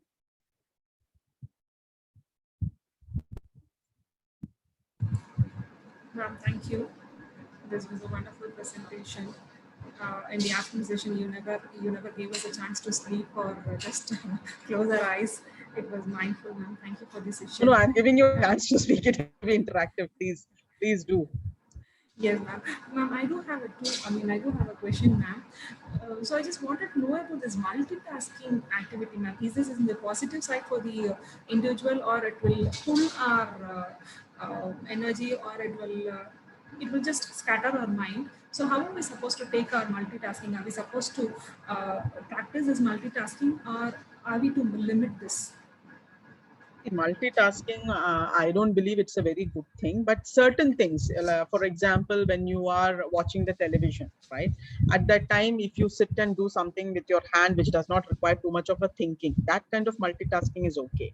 But when your child comes and wants to speak to you, at that time, multitasking, I don't think is a good thing. When your friend wants to speak to you or your colleague wants to speak to you, at that time, multitasking is not good. Suppose you are listening to session, right, and you undivided attention if you give, I think you will be able to do that better quality, in a better quality. So multitasking for things that doesn't require too much of a brain, too much of a mind involvement is okay. But if you require, if you're doing working on a project or you're writing a research paper, at that time, multitasking, or you're sitting in the laptop and saying, and then asking your student to say something, or your colleague is say something and you doing, then that kind of multitasking is not appreciated. But if you can tell me what kind of multitasking you're thinking about, I may be able to understand better. Yes, ma'am, it is a mixed one. We are sometimes giving a free advice to the students, do this work together. Sometimes we find difficult to prioritize. So in that time, when people are asking for too many schedules, we do a lots of work at a time, and we are not able to complete at the time limit. So that time we as educators, we tend to do all such works together. So at that time, people say you can go for multitasking. Some might say you should prioritize your work and you have to finish it off with the time limit. So every time it is not easy for us to prioritize and do it with the time limit. So that is the reason I'm just asking. When it comes to our kids, I do understand we are supposed to concentrate only on the kids. That I do understand. But coming to the academician part or the educator part, facilitator, so at a time doing a plenty of jobs, will that be helpful, or that advice are we supposed to give it to our students? That is my point. Yeah, I understand what you're saying and where you're coming from. We do experience these, the priority. Actually, time management is one thing that I will suggest. What Bala sir had taken a session, excellent session. He mentioned that. But, it also depends on our own limitations and our own capabilities. Everyone is not the same. I have a few colleagues who can multitask well and they can do a good job. But I am poor in multitasking. So if you say that you listen to something here and then you do something in the other laptop, two laptops, one you listen to the FDP and you do something else, I cannot. One thing at a time. So that moment I will do only one thing. Though, I'll prepare a checklist. These are the things to be done. Which are the things first needs? When I'm doing that, I cannot do two things together. I will complete that and then do the other thing. Then I feel that but there are few faculty who are good in that. But if you're experiencing stress while multitasking, I think it is not your cup of tea. You should not do that. In fact, you should prioritize and do. What others say doesn't matter. Everybody has their own limitations, no? Individual differences, ma'am. I do agree. Yes. I told you, I cannot multitask. If I'm listening to a session, I will listen completely. I cannot do something else during that time. I cannot keep one device FDP and then I can sit and work on my paper. I'm not. Even in fact, when I'm doing some writing work in college also or in class, when I was a student, many of my friends will listen to music and then work. I cannot do that. Yes, ma'am.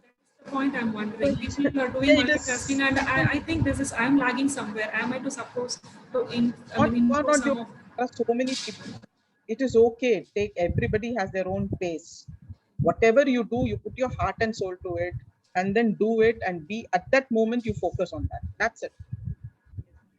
Ma'am, I would like to share something on this, great thought that you shared. Once I heard someone that this multitasking is actually a myth getting propagated a lot. A human mind at one point of time can concentrate and give its 100% only on one task. So if it becomes a belief that we actually can, then we are going into a false belief that we are giving 100% to that particular task. It can never be humanly possible. So this is a myth which is actually getting propagated because people want to squeeze the maximum out of an individual. This is what I heard, and I kind of relate to it as well from what you're saying, that it's actually scientifically not possible that you can be 100% in two tasks at one point of time. Even the best of pilots, fighter pilots also can't be. They have to, fraction of second change their decisions from one function to the other one. Yes, very true. You're right. And the degree of attention each task needs also matter. No? That is the wondering part I do have, because everybody else will, keep on doing parallelly. They'll be doing so many works, and I'm wondering why I couldn't do it. So I thought But somewhere you I'm have to lagging. think whether it's quality work. Only very few people may be able to do quality work. I don't know how they manage. Maybe they have gained a lot of expertise in that. Otherwise, I don't think so. See, I can do several tasks in a day, but not together.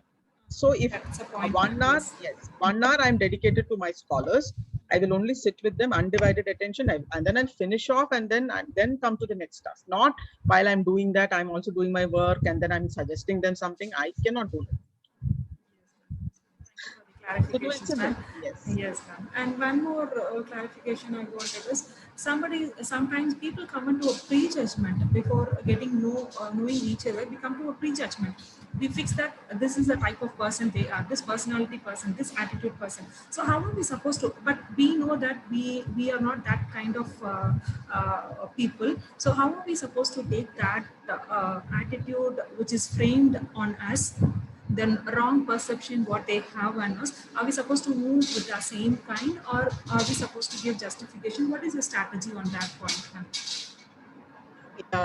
Our behavior is the one which will, they say no, action speaks louder than words. So slowly, we need not explain to others. And then, somebody was saying, I listened to some person who was mentioning, it's very difficult to, make people believe that I'm honest, I'm sincere. These are all qualities which can only be shown through by demonstrating. So these are things only through demonstration people will come to know, through your actions. So if you initially people may have, they may have some misconception about you. That is okay. That is okay. That is their problem, not your problem. You continue to do what you're doing and not think about, what the other person is thinking. You are like this. So, but whenever there is a chance to demonstrate, you demonstrate what person you are. Slowly, they will understand. It is not by telling someone that I'm not like this, nobody will believe. It is only through our action, which will speak louder than words, and people will come to realize. When we enter any organization, initially, people form an opinion. Sometimes they may think that, you are not capable. Sometimes they may overestimate you. Sometimes they may underestimate you. And that can result in so many things, right? So whatever, if you get a chance to interact with the person, yes, self-disclosure is one way of saying that, yeah, whenever there is an open discussion, you can disclose about yourself, particularly with your superiors, whatever your talents are, whatever your skills are, what you can do, what you experience. Having an open discussion will help clarify the expectations. Then they will not have some false expectations, and they will be, clear about you. But otherwise, going and telling people I'm not like that, I don't think that anybody will buy. Only through our actions, I think over a period of time, people will realize. Okay, thank you for the clarifications. Actions, they say, no, like speak louder than words. Like leadership, when Sir was mentioning in many of them. So one of the things also through our actions, like that famous story that Dr. Abdul Kalam used to narrate. Dr. Abdul Kalam narrated about, have you heard about that story about Dr. Satish Dhawan, who was his superior? He said that, in 1979, when they were firing the rocket, Dr. Abdul Kalam was the head of the team, which was responsible for putting the satellites on the orbit, and the rocket crashed and everything fell into the Bay of Bengal. 200 million rupees of public money was wasted. So this was a failure on the part of Dr. Abdul Kalam, but he did his best. But some technical failure, it's not only his failure, his team. So what his superior said during that time at the press conference, he said that you stay, I will go and speak. He went, he apologized to the press people, to the nation, and he said, we are working on it, and next time we will be successful for sure. And we have learned a lesson from our mistake. And after 11 months, when they relaunched the rocket, at that time, it was a success. At that time, he said that, now you all go. Then he asked Dr. Abdul Kalam and his team to go and attend the press conference. So when there was success, he gave it to the team. So that is if you demonstrate. So similarly, we credibility, as I told you. You do what you say what you do. So this is one way of demonstrating who you are. Similarly, if you want to be a leader, leading by example, best examples of leadership. So people, see that. By saying I'm a good leader, I am honest, I am a person who's dependable, doesn't make any sense. Only through our actions, people will know. Hope I answered. Yes, ma'am. Yes, ma'am. Thank you so much. Thank you. Any other questions? I spoke a lot. I don't know. One of you said that you didn't give a chance for us to speak. So I'm feeling a little guilty. If you have anything, please go ahead. You can ask questions. Actually, we have obtained a lot of informations and we are actually in need of such type of sessions because they are for the improvement in all of us. Very nice and informative session, ma'am. Sure. You can also. Thank you so much, ma'am. You can also try this with your students. Like, my main thing also is that all these tools are available in the book, which I have said, or you can also mail me activities and all you give, and then help them understand each other, be self-aware, understand personality. It's fun, actually. Communication can be conducted as a workshop, and then college students as well as school students, they will enjoy. Plus, it is also useful to us.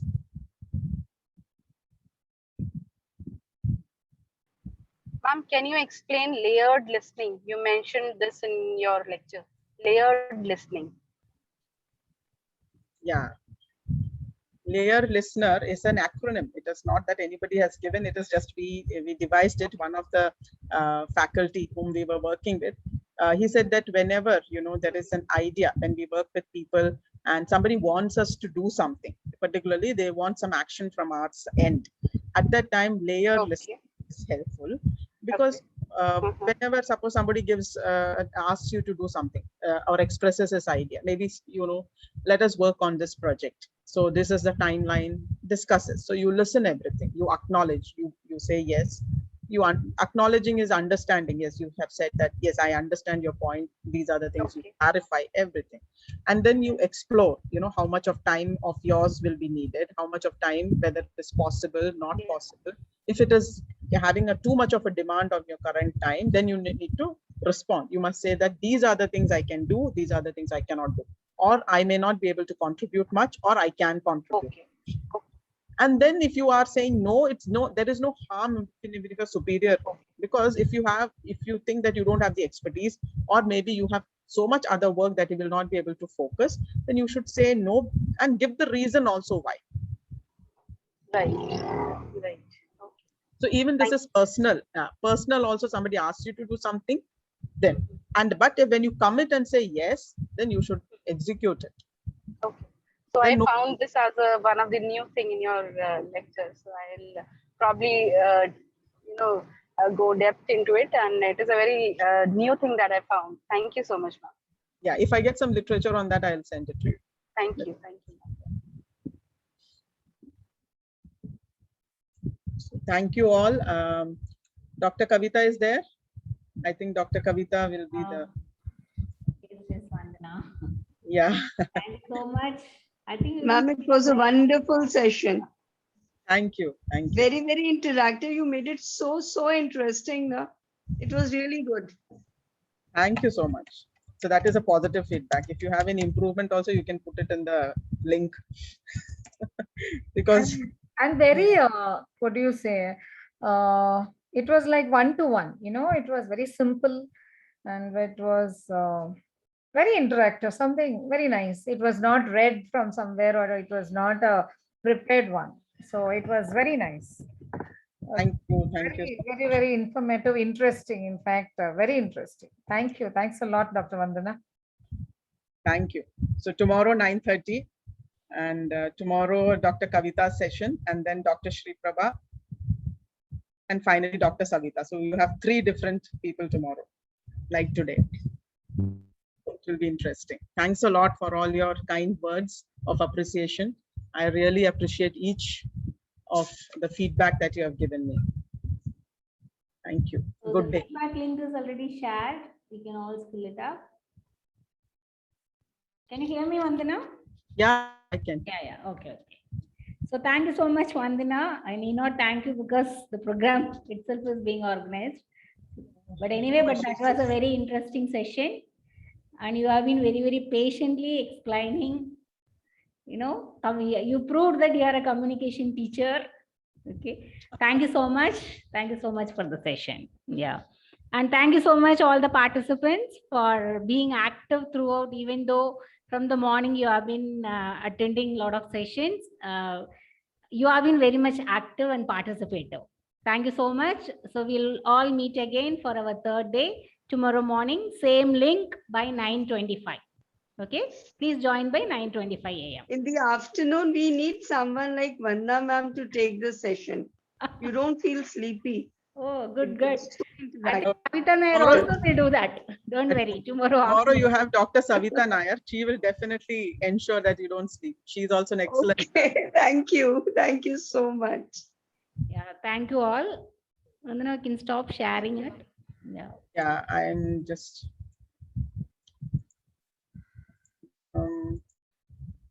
Ma'am, thank you so much. Yeah, you can end the meeting, Kavita. Can you? Yeah, let them. I don't know whether all have filled in. I think you all have got the feedback form, right? And you not it? Yeah. Ma'am, I'm unable to see feedback form. Please share it again. I'll copy paste it again. Yeah, please check it up now. Can you get it?